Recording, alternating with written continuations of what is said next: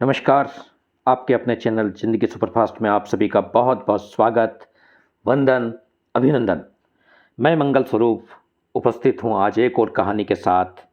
कहानी का शीर्षक है घास वाली और कहानी को लिखा है मुंशी प्रेमचंद जी ने।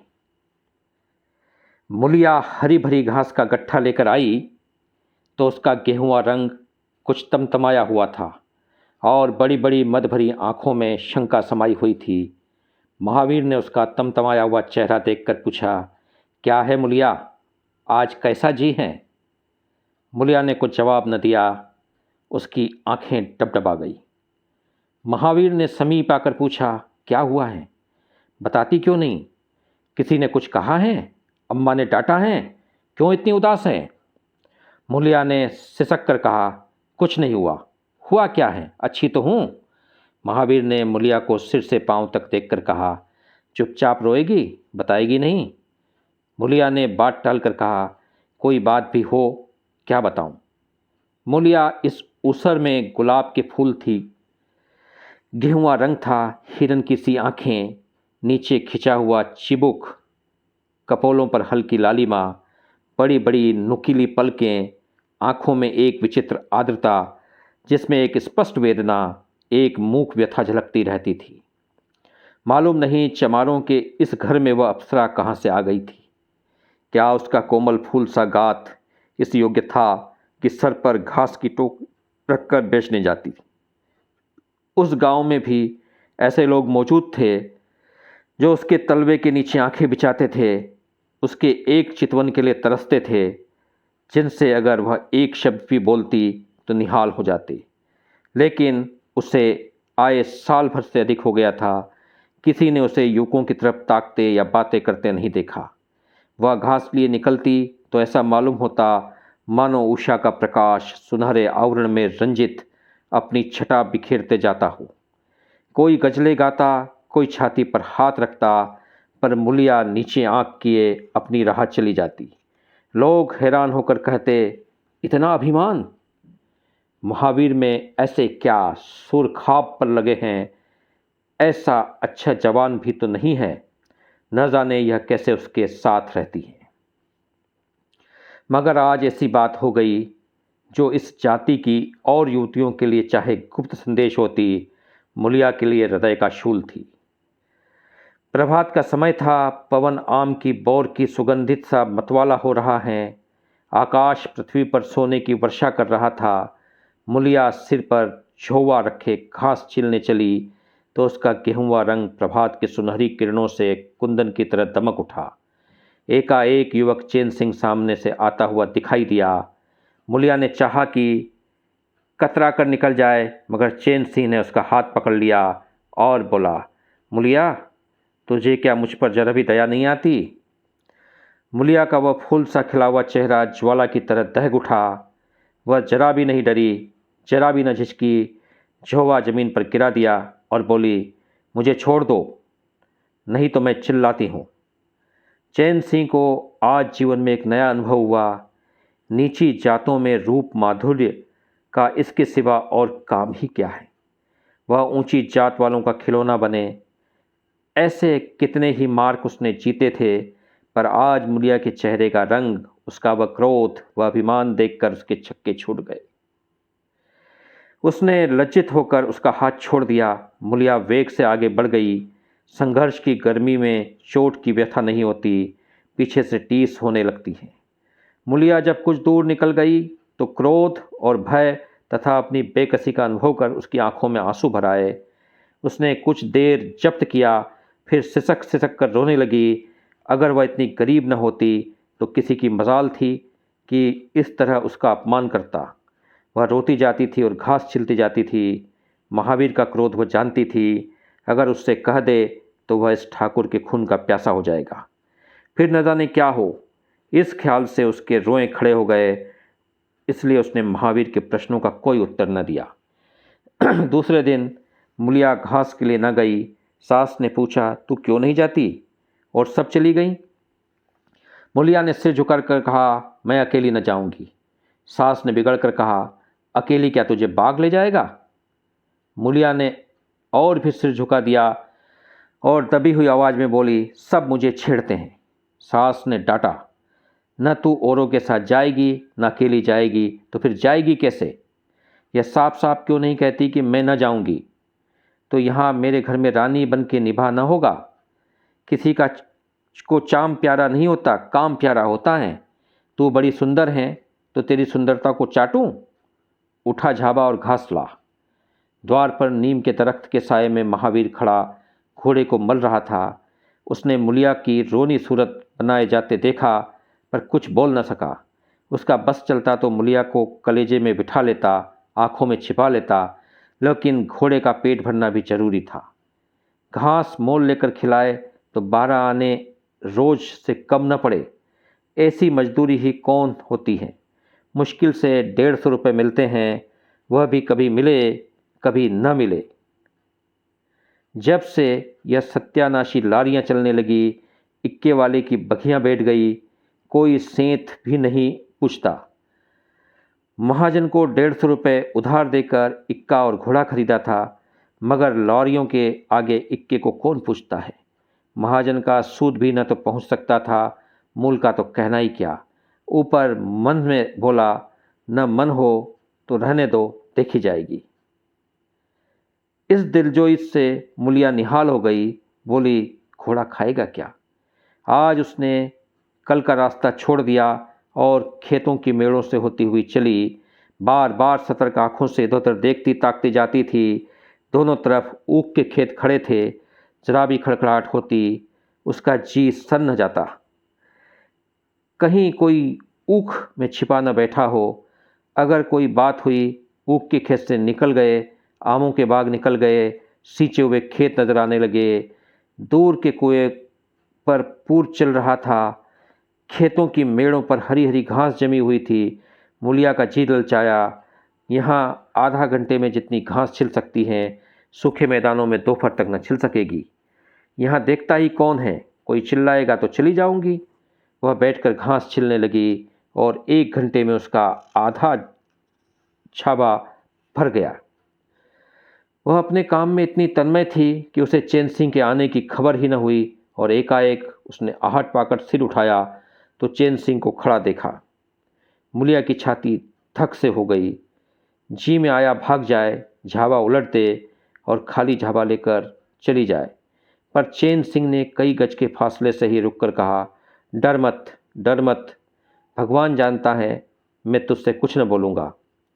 जितनी घास चाहे छिल ले, मेरा ही खेत है। मुलिया के हाथ सुन्न हो गए। खुरपी हाथ में जम सी गई। घास नज़र ही न आती थी। जी चाहता था ज़मीन फट जाए और मैं उसमें समा जाऊं।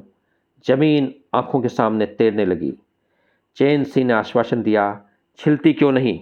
मैं तुमसे कुछ कहते थोड़ा ही हूँ। यहीं रोज़ चली आया कर, मैं छिल दिया करूँगा। मुलिया चित्रलिखित सी बैठी रही। चैन सिंह ने एक कदम आगे बढ़ाया और बोला, तुम मुझसे इतना डरती क्यों है? क्या तू समझती है मैं आज भी तुझे सताने आया हूँ? ईश्वर जानता है, कल भी तुझे सताने के लिए मैंने तेरा हाथ नहीं पकड़ा था। तुझे देखकर आप ही आप हाथ बढ़ गए। मुझे कुछ सुध ही न थी। तू चली गई तो मैं यहाँ बैठकर रोता रहा। जी में आता था हाथ काट डालूं, कभी जी चाहता था जहर खा लूं। तभी से तुझे ढूंढ रहा हूँ। आज तू इस रास्ते से चली आई, मैं सारा हार छानता हुआ यहाँ आया हूँ। अब जो सज़ा तेरी जी में आवे दे दे। अगर तू मेरा सिर काट ले तो गर्दन न हिलाऊंगा। मैं शोधा था, लुच्चा था, लेकिन जब से तुझे देखा मेरे मन की सारी खोट मिट गई। अब तो यही जी आता है कि तेरा कुत्ता होता तो तेरे पीछे पीछे चलता, तेरा घोड़ा होता तब तो तू अपने हाथों से मेरे सामने घास डालती। किसी तरह यह चोला तेरे काम आवे। मेरे मन की यह सबसे बड़ी लालसा है। मेरी जवानी काम ना आवे अगर मैं किसी खोट से ये बातें कर रहा हूँ। बड़ा भगवान था महावीर जो ऐसी देवी उसे मिली।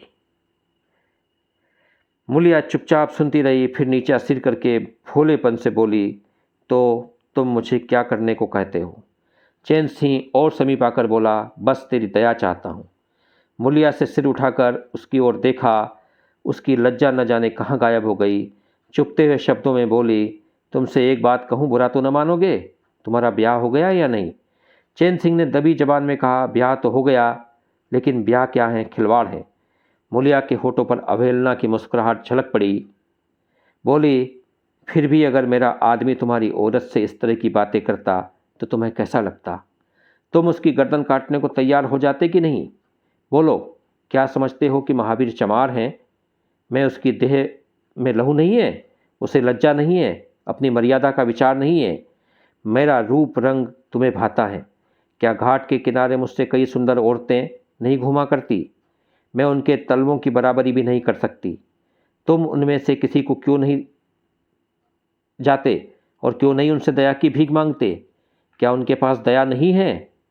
मगर वहाँ तुम न जाओगे, क्योंकि वहाँ जाते तुम्हारी छाती दहलती है। मुझसे दया मांगते हो इसलिए नहीं कि मैं चमारिन हूँ, नीच जाति की हूँ, और नीच जाति की औरत जरा सी घुड़की, धमकी व जरा से लालच में तुम्हारी मुट्ठी में आ जाएगी। कितना सस्ता सौदा है ठाकुर, हो ना, ऐसा सस्ता सौदा क्यों छोड़ने लगे? चैन से लज्जित हो गया। मूला, यह बात नहीं है, मैं सच कहता हूँ, इसमें ऊंच नीच की बात नहीं है, सब आदमी बराबर हैं। मैं तो तेरे चरणों पर सिर रखने को तैयार हूँ। मूलिया, इसलिए न कि जानते हो मैं कुछ नहीं कर सकती। जाकर किसी खतरानी के चरणों पर सिर रखो तो मालूम होगा कि चरणों पर सिर रखने का क्या फल मिलता है। फिर यह सिर तुम्हारी गर्दन पर न रहेगा। चैन सिंह मारे शर्म के ज़मीन में गड़ा जाता था। उसका मुंह ऐसे सूख गया मानो महीनों की बीमारी के बाद उठा हो। मुंह से बात न निकली। मूलिया इतनी वाकपटु है, इसका उसे गुमान भी न था। मूलिया फिर बोली, मैं भी रोज़ बाजार जाती हूँ, बड़े बड़े घरों का हाल जानती हूँ। मुझे किसी बड़े घर का नाम बता दो जिसमें कोई साइस, कोई कोचवान, कोई कहार, पंडा, कोई महाराज न घुसा बैठा हो। यह सब बड़े घरों की लीला है, और वह औरतें जो कुछ करती हैं ठीक करती हैं। उनके घर वाले भी चमारिनों और काहरिनों पर जान देते फिरते हैं, लेना देना बराबर हो जाता है। बेचारे गरीब आदमियों के लिए ये सारी बातें कहाँ? मेरे आदमी के लिए संसार में जो कुछ हूँ मैं ही हूँ। वह किसी दूसरी मेहरिया की ओर आंख उठाकर भी नहीं देखता। संयोग की बात है कि मैं तनिक सुंदर हूँ, लेकिन मैं काली कलूटी होती तब भी वह मुझे इसी तरह रखता। इसका मुझे पूरा विश्वास है। मैं चमारिन होकर भी इतनी नीच नहीं हूँ कि विश्वास के बदले में खोट दूँ। हाँ, वह अपने मन को की करने लगा और छाती पर मूंग दलने लगा तो मैं भी उसकी छाती पर मूंग दलूँगी। तुम मेरे रूप के ही दीवाने हो। आज मुझे माता निकल आए, कानी हो जाऊं तो मेरी ओर ताकोगे भी नहीं। बोलो, झूठ कहती हूँ क्या? चैन सिंह इनकार न कर सका। मूलिया ने उसी गर्व भरे स्वर में कहा, लेकिन मेरी एक नहीं दोनों आंख फूट जाएं तब भी वह मुझे इसी तरह रखेगा। मुझे उठाएगा, बैठाएगा, खिलाएगा। तुम चाहते हो मैं ऐसे आदमी के साथ कपट करूं? जाओ, अब मुझे कभी न छेड़ना, नहीं तो अच्छा न होगा।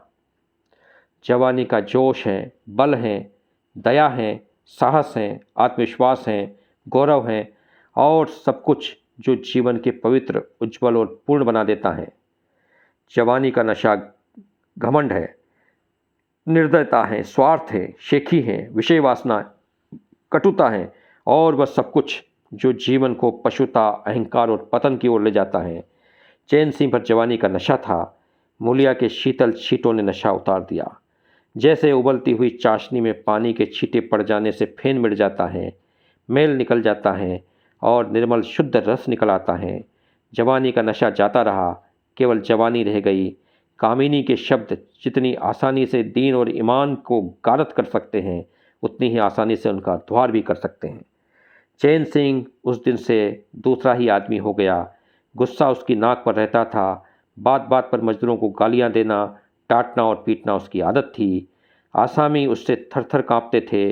मजदूर उससे आते देखकर अपना काम चुस्ती से करने लग जाते थे, और जो ही उसने इधर पीठ फेरी उन्होंने चिलम पीना शुरू किया। सब दिल में उससे जलते थे, उसे गालियां देते थे। मगर उस दिन चैन सिंह इतना दयालु, इतना गंभीर, इतना सहनशील हो गया कि लोगों को आश्चर्य होता था। कई दिन गुजर गए। एक दिन संध्या के समय चैन सिंह खेत देखने गया। पूर चल रहा था। उसने देखा कि एक जगह नाली टूट गई है और सारा दिन पानी बहा चला जाता है। क्यारियों में पानी बिल्कुल नहीं पहुंचता, मगर क्यारी बनाने वाली बुढ़िया चुपचाप बैठी हैं। उसे इसकी जरा भी फिक्र नहीं है कि पानी क्यों नहीं आता। पहले यह दशा देखकर चैन सिंह आपे से बाहर हो जाता, उस औरत की उस दिन की मजूरी काट लेता, पुर चलाने वाले को घुड़कियाँ जमाता, पर आज उसे क्रोध नहीं आया। उसने मिट्टी लेकर नाली बांध दी और खेत में जाकर बुढ़िया से बोला, तू यहाँ बैठी है और पानी बहा जा रहा है। बुढ़िया घबरा कर बोली, अभी खुल गई होगी राजा, मैं अभी बंद कर दिए देती हूँ। यह कहती हुई वह थरथर काँपने लगी। चैन सिंह ने उसकी दिलजोई करते हुए कहा, भाग मत, मैंने नाली बंद कर दी है। बड़ाऊ कई दिन से नहीं दिखाई दिए, कहीं काम पर जाते हैं कि नहीं? बुढ़िया गदगद होकर बोली, आजकल तो खाली ही बैठे हैं भैया, कहीं काम नहीं लगता। चैन सिंह ने नम्र भाव से कहा, तो हमारे यहाँ लगा दे, थोड़ा सा सन रखा है उसे काट दे। यह कहता हुआ वह कुएं की ओर चला गया। यहाँ 4 पुल चल रहे थे, पर इस वक्त 2 हकवे बेर खाने गए थे। चैन सिंह को देखते ही मजूरों के होश उड़ गए। ठाकुर ने पूछा, 2 आदमी कहाँ गए? तो क्या जवाब देंगे? सब के सब डांटे जाएंगे। बेचारे दिल में सहमे जा रहे थे। चैन सिंह ने पूछा, वह दोनों कहाँ चले गए? किसी के मुंह से आवाज़ न निकली। सहसा सामने से दोनों मजूर धोती के एक कोने में बेर भरे आते दिखाई दिए। खुश खुश बात करके चले आ रहे थे। चैन सिंह पर निगाह पड़ी तो दोनों के प्राण सूख गए, पाँव मन भर के हो गए। अब न आते बनता था और न चाहते। दोनों समझ गए कि आज डांट पड़ी, शायद मजूरी भी कट जाए। चाल धीमी पड़ गई। इतने में चैन सिंह ने पुकारा, बढ़ाओ बढ़ाओ, कैसे बेर हैं? लाओ जरा मुझे भी दो, मेरे ही पेड़ के हैं ना। दोनों और भी सहम उठे। आज ठाकुर जीते न छोड़ेगा। कैसा मीठा मीठा बोल रहा है, उतनी ही भिगो भिगो कर लगाएगा। बेचारे और भी सिकुड़ गए। चैन सिंह ने फिर कहा, जल्दी आ जाओ जी, पक्की पक्की, सब मैं ले लूँगा, और ज़रा एक आदमी लपक कर घर में से थोड़ा नमक ले आओ। बाकी दोनों मजूरों से, तुम भी दोनों आ जाओ। उस पेड़ के नीचे, पेड़ के बेर बहुत मीठे होते हैं, बेर खा लें, काम तो करना ही है। अब दोनों भगोड़ों को कुछ ढाढ़स हुआ। सभी ने जाकर सब के सब बेर सिंह के आगे डाल दिए। सब के सब बेर चैन सिंह के आगे डाल दिए और पक्के पक्के छाट कर उसे देने लगे। एक आदमी नमक लाने दौड़ा। आधे घंटे तक चारों पुल बंद हो गए। जब सब बेर उड़ गए और ठाकुर चलने लगे तो दोनों अपराधियों ने हाथ जोड़कर कहा, भैया जी, आज जान बख्शी हो जाए, बड़ी भूख लगी थी, नहीं तो कभी न जाते। चैन सिंह ने नम्रता से कहा, तो इसमें बुराई क्या है?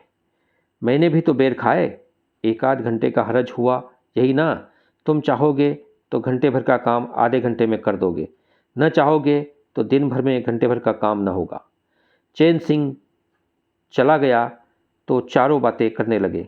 एक ने कहा, मालिक इस तरह से काम करने को जी लगता है, यही नहीं कि हरदम छाती पर सवार। दूसरा, मैंने तो समझा आज कच्चा ही खा जाएगा।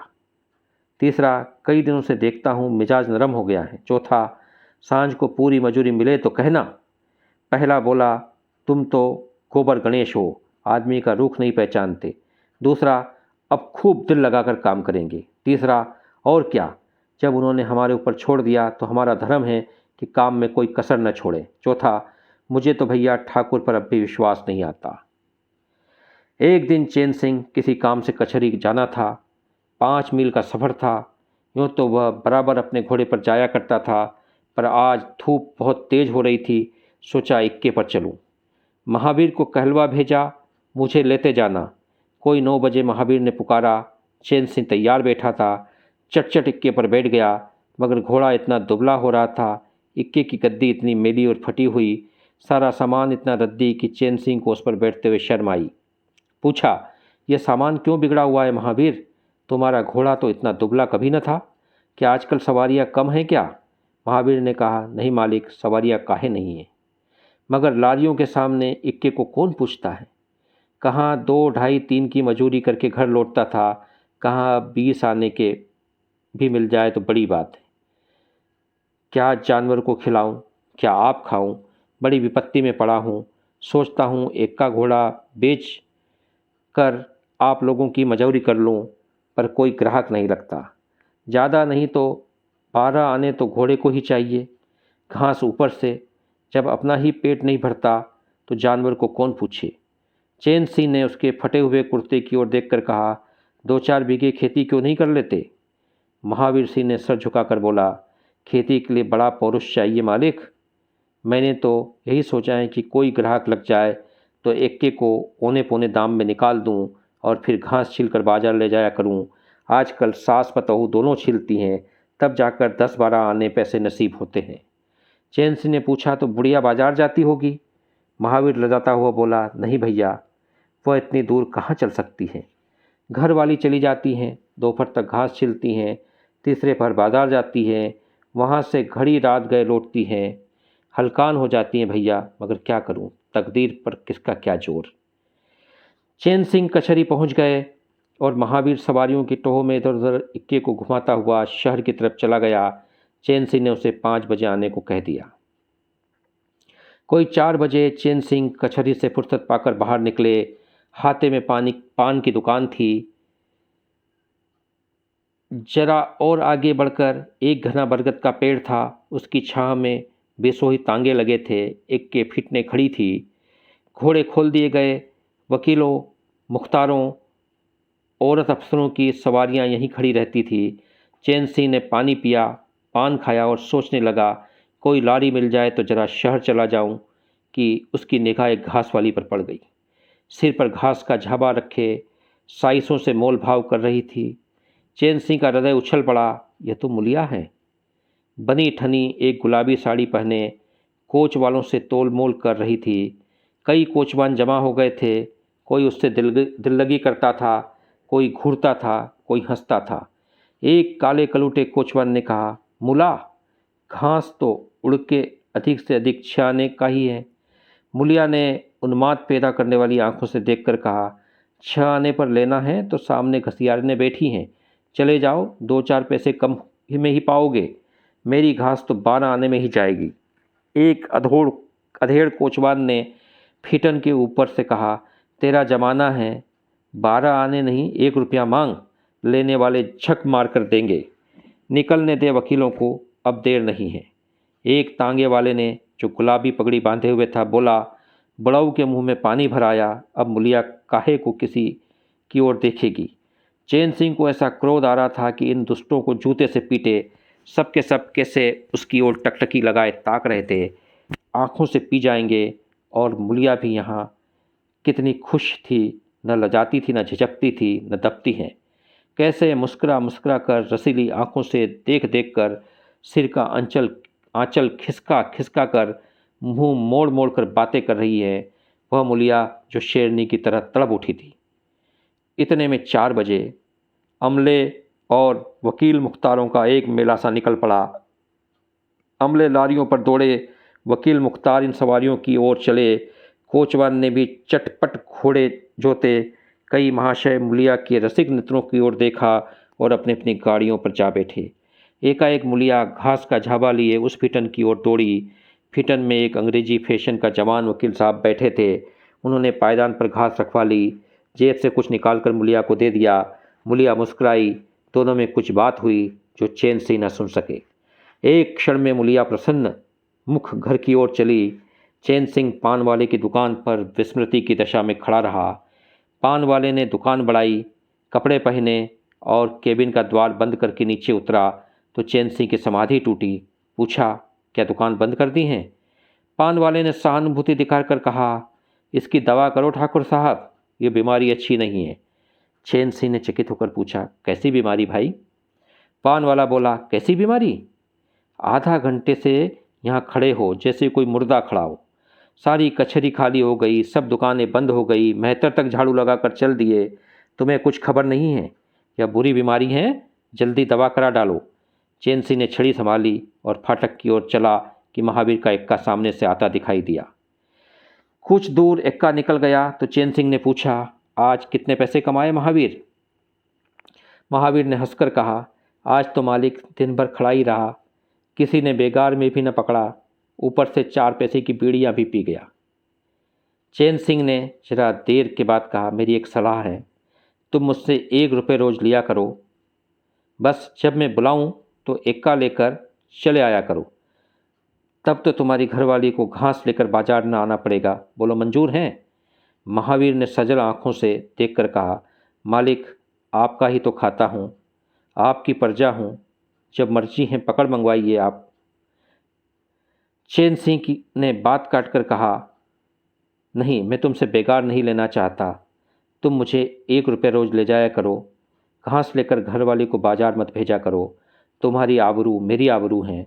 और भी रुपए पैसे का जब काम लगे बेखटके चले आया करो। हाँ देखो, मुलिया को इस बात की भूल कर के भी चर्चा न करना, क्या फ़ायदा। कुछ दिनों के बाद संध्या के समय मुलिया चैन सिंह से मिली। चैन सिंह असामियों से मालगुजारी वसूल करके घर की ओर लपका जा रहा था कि उसी जगह जहाँ उसने मुलिया की बाँह पकड़ी थी, मुलिया की आवाज़ कानों में आई। उसने ठिठक कर पीछे देखा तो मुलिया दौड़ी आ रही थी। बोली, क्या है मुला, क्यों दौड़ती हो, मैं तो खड़ा हूँ। मुलिया ने हाँफते हुए कहा, कई दिनों से तुमसे मिलना चाहती थी, आज तुम्हें आते देखा तो दौड़ी, अब मैं घास बेचने नहीं जाती। चैन सिंह ने कहा, बहुत अच्छी बात है। क्या तुमने कभी मुझे घास बेचते देखा है? हाँ, एक दिन देखा था। क्या महावीर ने तुझसे सब कह डाला? मैंने तो मना कर दिया था। वह मुझसे कोई बात नहीं छिपाता। दोनों ही एक क्षण चुप खड़े रहे। किसी को कोई बात न सूझती थी। एकाएक मुलिया ने मुस्कुराकर कहा, यहाँ तुमने मेरी बाँह पकड़ी थी। चैन सिंह ने लज्जित होकर कहा, उसको भूल जाओ मुला, मुझ पर जाने कैसा भूत सवार हो गया था। मुलिया गदगद कंठ से बोली, उसे क्यों भूल जाऊं? उसी बाँह गही की लाज तो निभा रहे हो। गरीबी आदमी से जो चाहे कराए। तुमने मुझे बचा लिया। फिर दोनों चुप हो गए। जरा देर के बाद मुलिया ने फिर कहा, तुमने समझा होगा, मैं हंसने बोलने में मगन हो रही थी। चैन सिंह ने बलपूर्वक कहा, नहीं मुलिया, मैंने एक क्षण के लिए भी नहीं समझा। मुलिया मुस्कुराकर बोली, मुझे तुमसे यही आशा थी और है। पवन सिंचे हुए खेतों में विश्राम करने जा रहा था। सूर्य निशा की गोद में विश्राम करने जा रहा था और उस मलिन प्रकाश में चैन सिंह मुलिया की विलीन होती हुई रेखा को खड़ा देख रहा था। तो हमने इस कहानी को सुना, घास वाली, और इस कहानी के 3 प्रमुख पात्र मुलिया, चैन सिंह और मुलिया का पति महावीर। तो यह एक और कहानी है जिसमें महिलाओं का जिस प्रकार का कठिन जीवन वह गांव में जीती थी या जीती आज भी है, उसका यहाँ कहीं न कहीं कहानीकार ने बहुत अच्छे से वर्णन किया है। चैन सिंह जैसे चरित्र समाज में होते हैं, और जब कोई स्वाभिमानी व्यक्ति, स्वाभिमानी मनुष्य मुलिया जैसा उन्हें एक चुनौती देता है, अपने आत्मसम्मान और आत्म स्वाभिमान के साथ सामने खड़ा होता है, तो चाहे वह आर्थिक रूप से कमज़ोर हो या वर्ण व्यवस्था में नीची जाति से संबंध रखता हो, तो वह भी बड़े से बड़े, कठोर से कठोर व्यक्ति को, उद्दंड व्यक्ति को बदलने की क्षमता रखती हैं, जैसा कि हमने मुलिया के चरित्र को देखा और साथ ही हमने महावीर के चरित्र में भी देखा कि एक अच्छा पति, एक पत्नी को प्रेम करने वाला और धर्म के अनुकूल जीवन जीने वाला पति, चाहे आर्थिक स्थिति कोई भी हो, कैसी भी हो, किंतु व्यक्ति अपने जीवन के अंदर जब कुछ धर्म के अनुसार जीवन जीता है तो वह जीवन में बहुत कुछ बेहतर ही पाता है। तो हमने इस कहानी को सुना और लगभग 30 मिनट इस कहानी को सुनने के दौरान इस सफ़र में आप मेरे हम सफ़र रहे। इसके लिए आप सभी का बहुत बहुत शुक्रिया, बहुत बहुत धन्यवाद। प्रणाम।